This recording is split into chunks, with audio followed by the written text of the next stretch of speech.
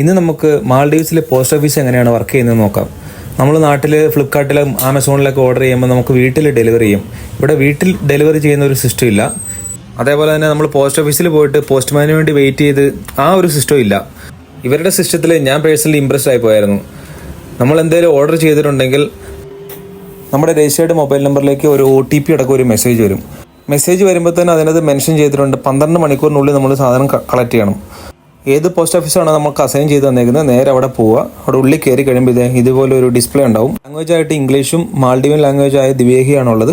ഇവിടെ നമുക്ക് മെസ്സേജ് ആയിട്ട് വന്നേക്കുന്ന പിൻ അടിച്ചു കൊടുത്തു കഴിയുമ്പോൾ നമ്മുടെ പാഴ്സലിരിക്കുന്ന ബോക്സ് തനിയെ ഓപ്പൺ ആയിട്ട് വരും. സിമ്പിളായിട്ട് നമ്മൾ പോവുക, ആ ബോക്സ് ഓപ്പൺ ചെയ്യുക, ബോക്സിൽ നിന്ന് സാധനം എടുക്കുക, അതിൻ്റെ ഡോർ അടച്ചു വെക്കുക. നോക്കി എത്ര എളുപ്പമാണ്.